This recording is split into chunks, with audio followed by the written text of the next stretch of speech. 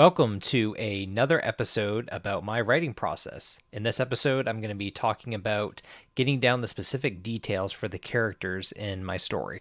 I discussed in a previous episode of my writing process how I come up with the antagonist for my books that I want to write. I'm kind of giving some details on that, and so this is going to be a little bit different though, because it's about all of the main characters, whether it's a protagonist, the antagonist, and then also the main side characters.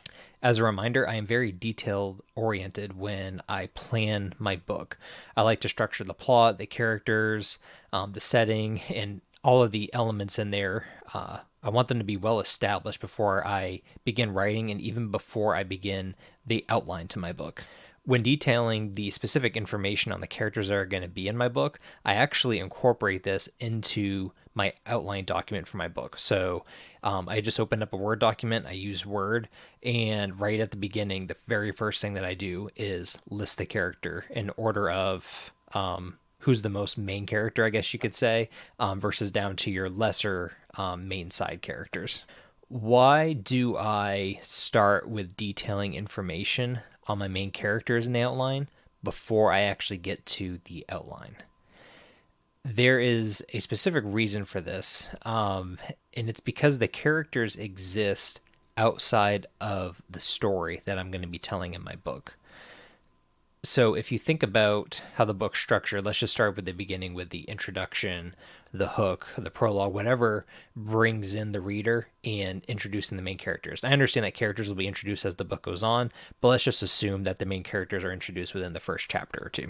The characters are already coming into the story, having their own background, things that they've done in life, wanting to be the hero of their own story, whether that is an actual hero wanting to save the world from something, or maybe it's to tend to their farm, to their father's land that they inherited, or maybe it's to run an orphanage that they've been doing their whole life, maybe that they grew up in. Whatever the character's background is, they're already operating in that environment.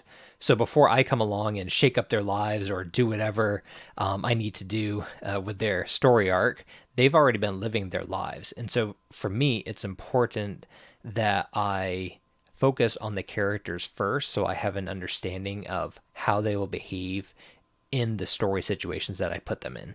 To me, if I started outlining the plot before the characters, even though I already have an idea of what they are in my kind of pre planning mind, it would almost seem like a disservice to them.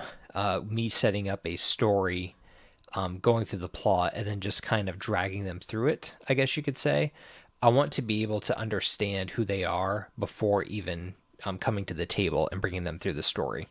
I do understand, and it's very true. I'm seeing it quite often in my first book that I'm working on. And I've written books before, but this is kind of my first big one that I'm focusing on publishing. Anyway, I'm already seeing that your characters will change, and there are changes that I want to make to my characters that I had initially outlined for them or I thought they would be. And that's just normal as you get to writing, and as I've gone through my book, I realize some changes I want to make with either their backstory or their personality or their goals. So that's definitely normal, but at the very least, if I can get a very good picture of the people that I want to start out with and that I want to see go through the story. That means a lot to me, and I think that it helps me outline the plot for my book a lot better. All right, so now to go through the full list of what I include for my detailed character descriptions, I'm going to go through each of the things that I try to hit on, and just give you an idea of how I approach the subject. Probably the easiest section is just the physical description of each of the characters.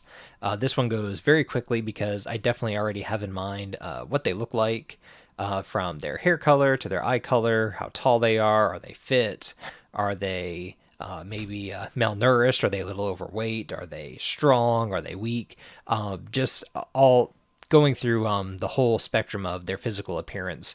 And again, this is something that comes pretty easy because I already have a good idea of what they look like, and that this doesn't really change much throughout the book, if at all. The next section is a fun one. It's distinctive characteristics and habits about each of the characters. For example, let's say I have one character who is a poet, let's just say.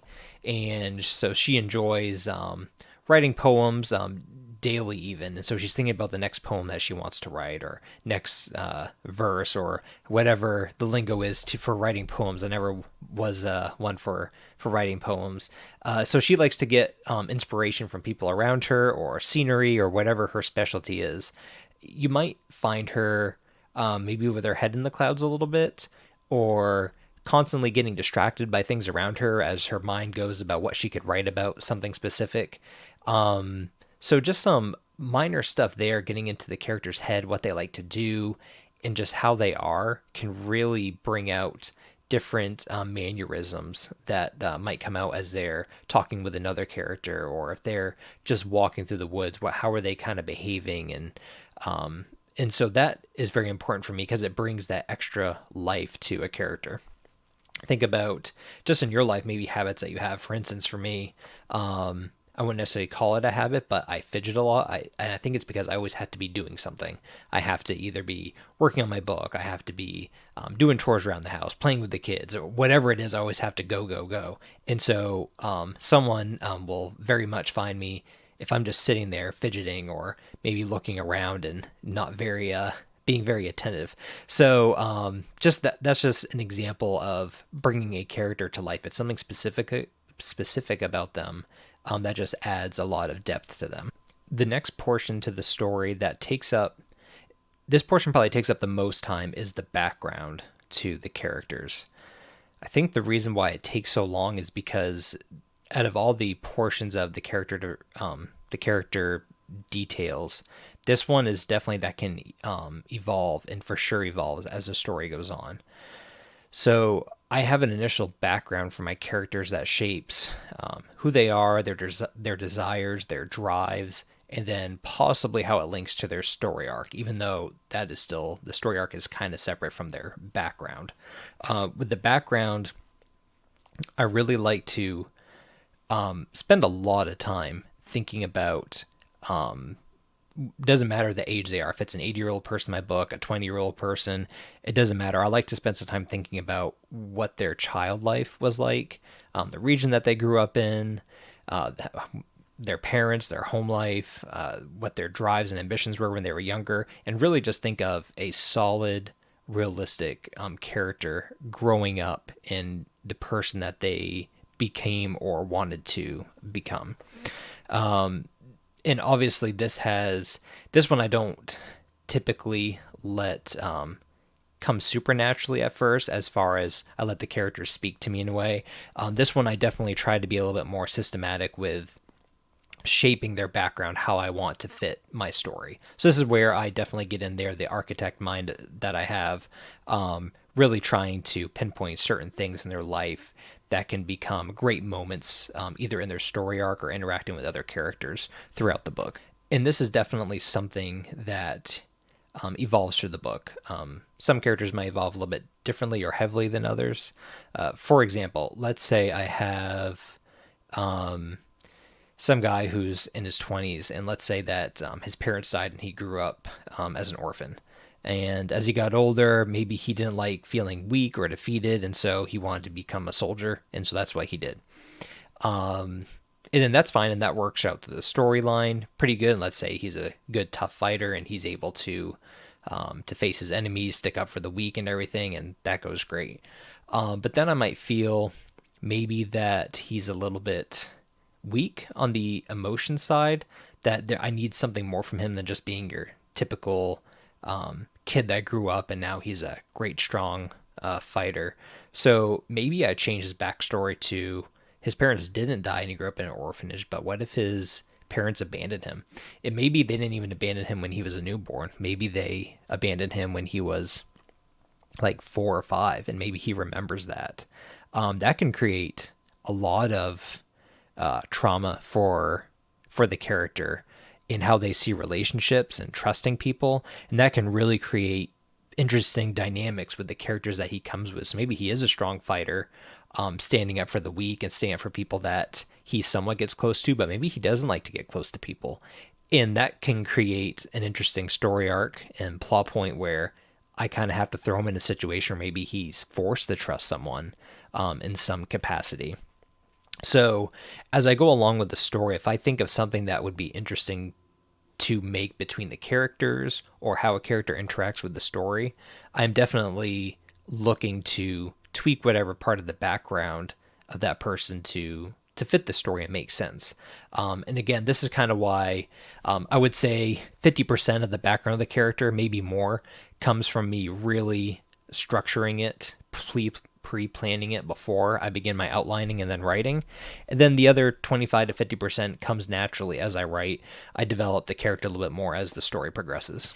When it comes to the character's story arc, obviously this intermingles with the character's background, but the background definitely focuses on the person that how they grew up and the person that they are now, whereas the story arc is looking at where do I want them to be by the end of the book. So typically, I will look at my character and I say, okay, chapter 1, here's who this character is. And I will typically jump to the very end of the book and think, where do I want them to be?